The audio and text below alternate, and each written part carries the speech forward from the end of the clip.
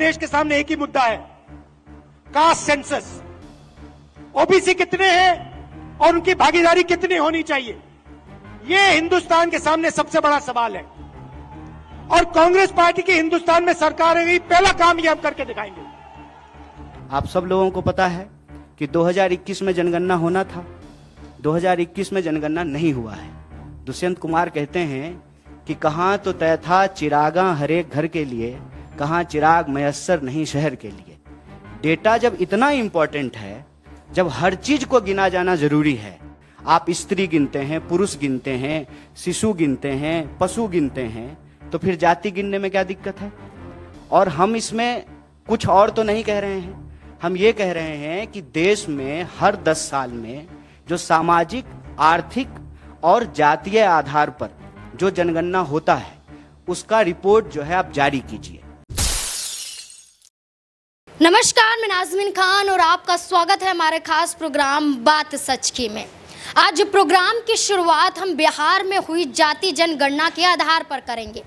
जाति जनगणना के आधार की बात कही जाए तो यहाँ पर आंकड़े पेश हो चुके हैं, प्रतिशत पेश हो चुका है कि यहाँ पर कितने वर्ग के लोग शामिल हैं, कितने वर्ग के लोग बिहार में रहते हैं, यहाँ पर कितने प्रतिशत उनकी संख्या बिहार में मौजूद है। और यहाँ पर देखा जाए तो कई वर्ग में यहाँ पर प्रतिशत पेश किया जाता है जाति जनगणना के आधार पर।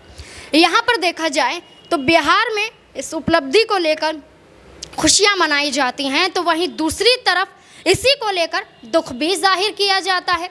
ऐसे में देखा जाए तो बड़े बड़े सवाल खड़े किए जाते हैं। सवाल यहाँ पर सबसे पहला ये खड़ा होता हुआ नजर आता है, मॉब लिंचिंग। मॉब लिंचिंग यानी कि आप यहाँ पर किसी समुदाय के नाम पर, किसी धर्म के नाम पर, किसी को बीच चौराहे पर या किसी घर में, या ये सोचिए कि लोकसभा के अंदर सिर्फ अपने बयान के जरिए चोट पहुँचाना, और वो चोट हमेशा केंद्र सरकार की तरफ से पहुँचाई जाती रही है। गाय के नाम पर, गाय की हत्या को लेकर कितने मुस्लिमों के नाम जानकर उनको मार डाला गया है। यहाँ पर सिर्फ गाय की हत्या का मामला ही नहीं है, बल्कि सिर्फ नाम ले लीजिए और वहाँ पर आपकी जान चली जाएगी, ये सारे किस्से भी देखने को मिले हैं। इतना ही नहीं, आपको राजस्थान में याद होगा कि किस तरीके से देश के प्रधानमंत्री हाल ही के बयान में जाति जनगणना को लेकर एक ऐसा बयान देते हैं जो उनकी ही सरकार की पोल खोलते हुए नजर आ रहे हैं। लेकिन उससे पहले जाति जनगणना का मतलब क्या होता है, आखिरकार क्यों होना चाहिए, इसकी जानकारी भी लोगों को होनी चाहिए। जाति जनगणना का मतलब ही है कि आप किस धर्म में कितनी जाति के आधार पर हैं, कितनी जातियां हमारे देश में हैं। जैसे कि हम कहते हैं कि विभिन्न वर्गों से, विभिन्न भाषा से, विभिन्न धर्म से मिलकर देश बनता है, तो देश में उनकी आबादी कितनी है और उन आबादी के लोगों को यहाँ पर सरकारी चीज़ों का या फिर किसी भी वर्ग में देखा जाए उन्हें फ़ायदा मिल रहा है या नहीं, वो यहाँ पर सही है कि नहीं, वो यहाँ पर देखा जाए तो उनकी स्थिति कैसी है। अगर यहाँ पर हमें मालूम ही नहीं होगा कि मान लीजिए उदाहरण के तौर पर कि ओबीसी समुदाय के मामले में बिहार में अगर उनकी प्रतिशत बहुत कम है, यानी कि मान लीजिए कि यहाँ पर 0.1% बिहार में ओबीसी की अगर वहाँ पर संख्या है, अगर देखा जाए तो वहाँ पर उनकी भलाई के लिए, उनके अच्छे के लिए काम नहीं हो पाएगा, क्योंकि हम जानने की कोशिश ही नहीं कर रहे हैं कि आखिरकार इस वर्ग को यहाँ पर सुविधा चाहिए कि नहीं चाहिए। आपको बता दें कि जैसे देखा जाता है कि आप किस वर्ग से हैं, आप पर अगर जाति जनगणना हो रही है, आप पर किस बात का अधिकार है, यहाँ पर देखा जाए तो शिक्षा के माध्यम में देखा जाए तो लोग यहाँ पर SC ST का जिक्र करते हैं, कोटा लगवाते हैं फ़ायदा लेने के लिए, क्योंकि वो उनका हक है। यहाँ पर नौकरी में जाते हैं, उनका क्या हक है, उनका क्या पद है और किस तरीके से, किस नज़रिए से उन्हें देखा जाएगा, ये इस आधार पर भी निर्भर करता है।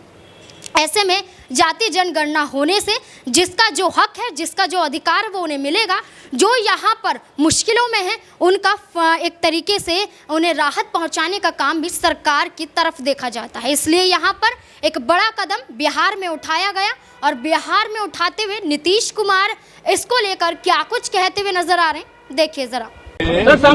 पब्लिश होगा तो 9 पार्टियों की सहमति से उनको भी हम बुला करके और उनके सामने जितना काम हुआ उन सब चीज को भी उनके सामने प्रेजेंट करेगा।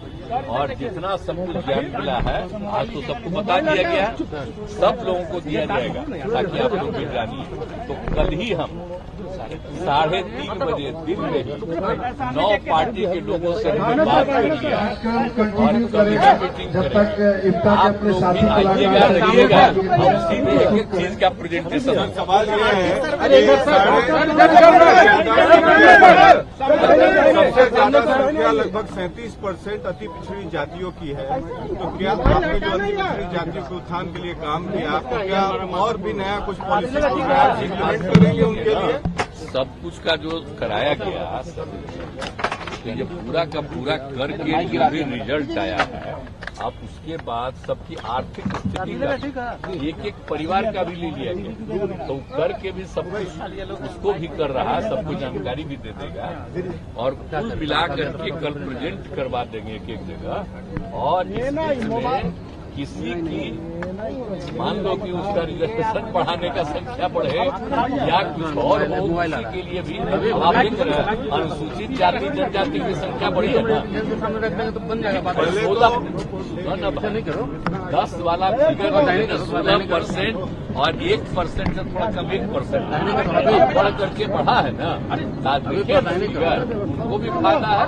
तो बाकी सबको लाभ मिले, किस तरह का लाभ मिलेगा? इसी तरह कल सबके मीटिंग में एक एक बात को रख देगा और उसके बाद सब लोगों का राय लेकर के और सरकार की तरफ से जो जरूरी होगा आगे कदम उठाएंगे।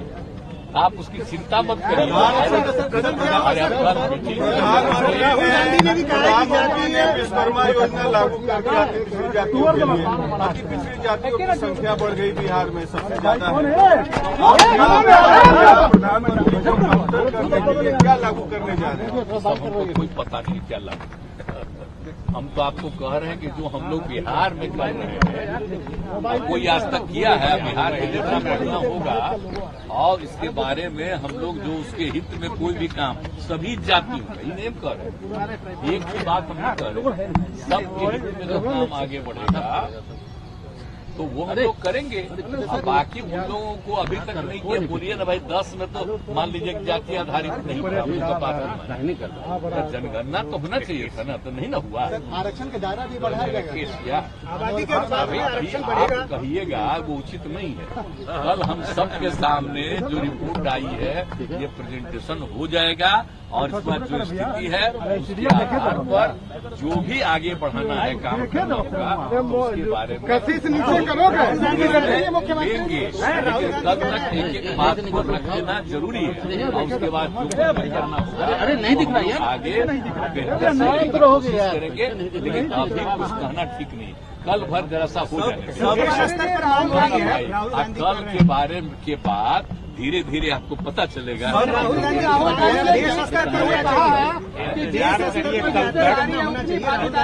जो कार्य करना न चाहिए हम लोग कहाँ से डिमांड कर रहे हैं? सर एक डिमांड जितनी आज से हम लोग डिमांड कर रहे हैं, जरा सा हमारा पुरंदर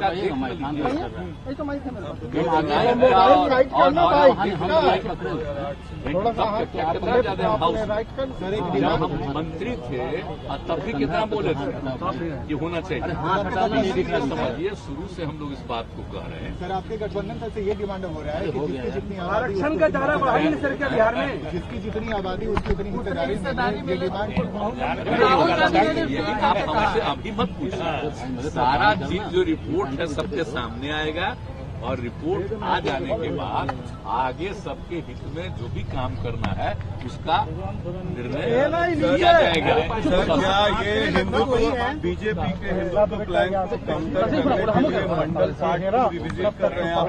देखिए उन लोग क्या करते हैं कोई मतलब किसी चीज को कर रहे हैं, आप लोग बोल रहे हैं हिंदुत्व में क्या कुछ हो रहा है, मुस्लिम हो कि हिंदू हो किसी के लिए कोई काम हो रहा है?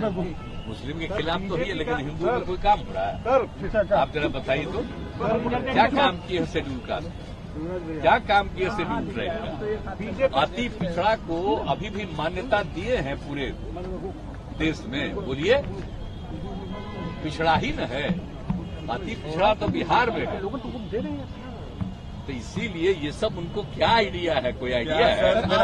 सुन लीजिए, क्या आप मानते हैं एक बार सबसे ज्यादा पिछड़ा है? 9 पार्टियां एक साथ होकर सब किए थे ना, आ जाइए, सब चीज को दिखा दिया जाएगा। की जानकारी कब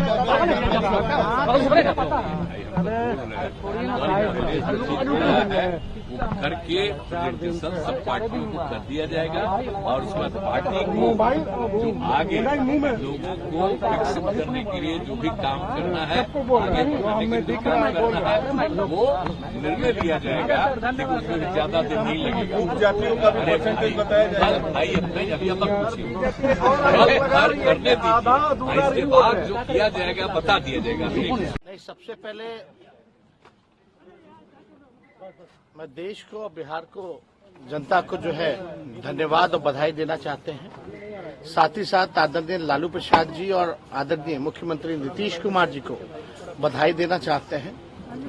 हम लोगों की शुरू से ही ये मांग रही है, सड़क से संसद तक हम लोगों ने संघर्ष किया था। जातीय जनगणना हम लोग चाहते थे, लेकिन बिहार में हम लोगों ने जाति आधारित गणना हम लोगों ने कराया है और साइंटिफिक जो डेटा जो है, आर्थिक सामाजिक न्याय की जो लड़ाई लगातार हम लोगों ने जो लड़ी है और चुनाव में भी यह हमेशा से हम लोगों का अहम मुद्दा रहा है, बेरोजगारी और जातीय जनगणना को लेकर के।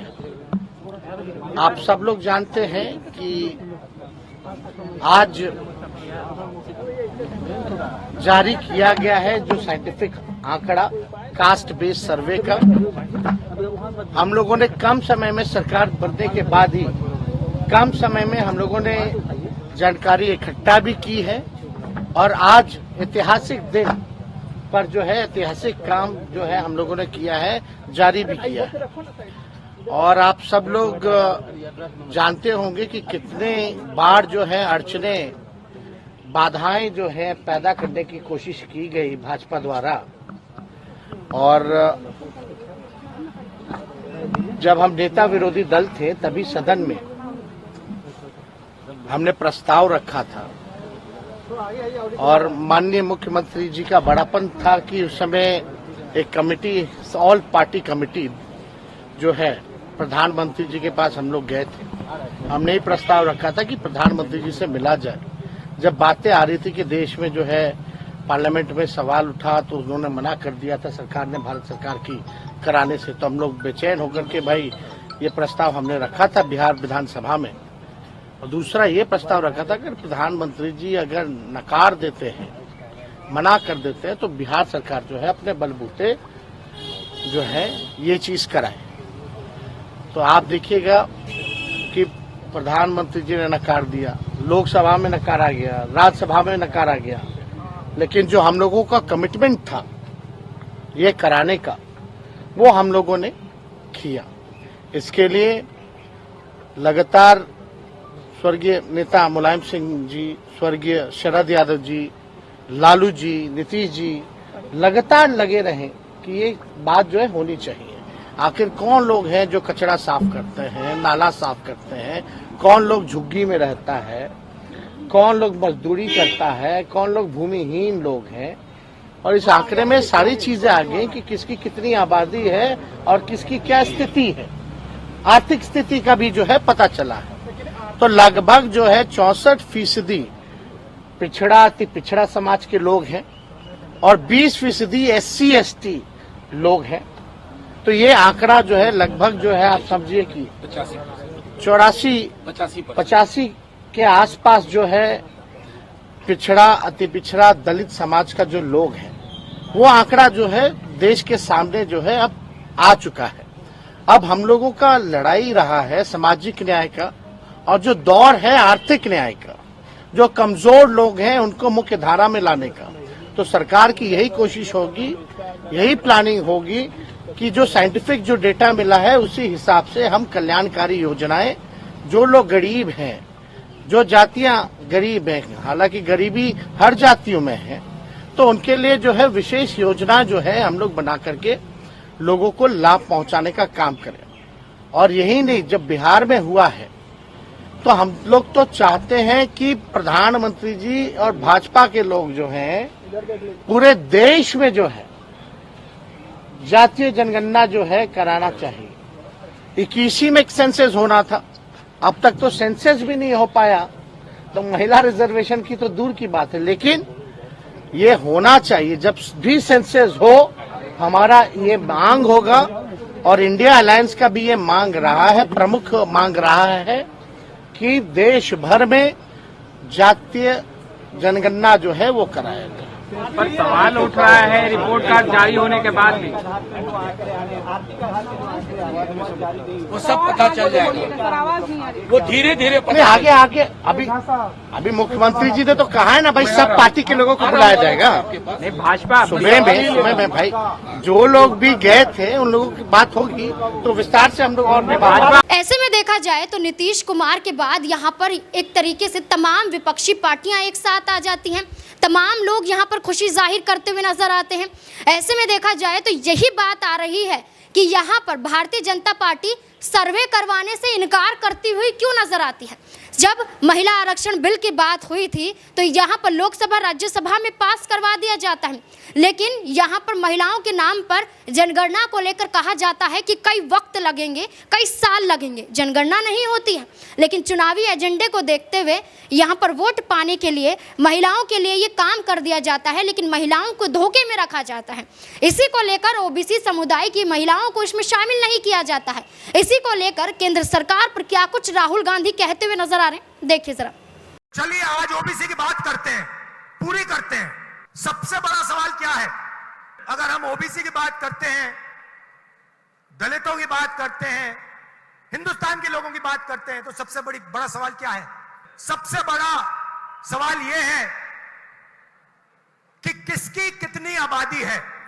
हम जानते हैं कि हिंदुस्तान की सरकार में सेक्रेटरीज अगर आप देखें तो दलित, आदिवासी और ओबीसी वर्ग से सिर्फ 7% आते हैं। मतलब हिंदुस्तान की सरकार की रीढ़ की हड्डी जो है secretaries of government of India, उसमें से सिर्फ 7% दलित, आदिवासी और ओबीसी वर्ग से आते हैं। तो सबसे बड़ा सवाल है हिंदुस्तान में ओबीसी कितने हैं, आदिवासी कितने हैं, दलित कितने हैं। तो अगर हम धन बांटने की बात करें, अगर हम सत्ता बांटने की बात करें, तो पहला कदम ये होना चाहिए कि भैया किसकी कितनी आबादी है। यूपीए ने, कांग्रेस पार्टी ने 2011 में कास्ट बेस्ड सेंसस किया। पूरे देश की जातियों का डेटा उस सेंसस में है। मोदी जी, आप ओबीसी की बात करते हैं, उस डेटा को आप पब्लिक कर दीजिए, पता लग जाए देश में कितने ओबीसी हैं, कितने दलित हैं, कितने आदिवासी हैं। अगर सबको भागीदार बनाना है, सबको इस देश की प्रगति में शामिल करना है, तो यह तो मालूम होना चाहिए कि कौन कितने हैं। तो मोदी जी, कास्ट सेंसस का डेटा आप रिलीज कीजिए, देश की जनता को पता लग जाए देश में ओबीसी कितने हैं, दलित कितने हैं, आदिवासी कितने हैं। और अगर आप ये काम नहीं करेंगे तो ये ओबीसी पर अपमान है।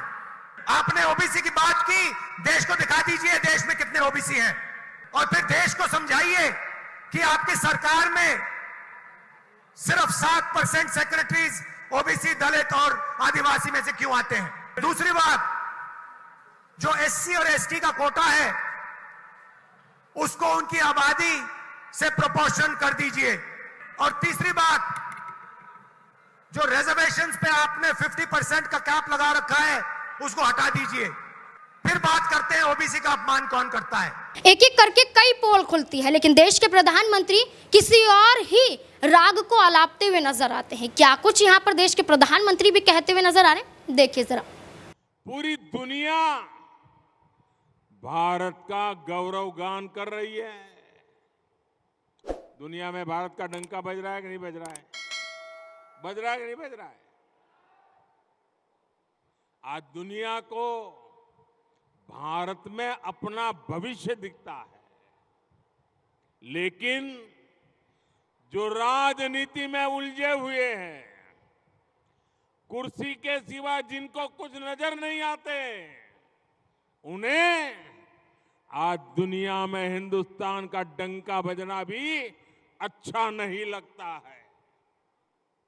भारत, सोचिए दोस्तों, 9 वर्षों में 10वें नंबर से 5वें नंबर की आर्थिक ताकत बन गया है। लेकिन ये विकास विरोधी लोग ये सिद्ध करने में जुटे हैं कि ऐसा हुआ ही नहीं है। मोदी ने गारंटी दी है कि अगले कार्यकाल में भारत दुनिया की टॉप 3 इकोनॉमी में एक नाम हमारे हिंदुस्तान का होगा। इससे भी सत्ता भूखे कुछ लोगों के पेट में दर्द हो रहा है। मेरे परिवारजनों, विकास विरोधी लोगों को देश ने 6 दशक दिए थे। 60 साल कोई कम समय नहीं होता है।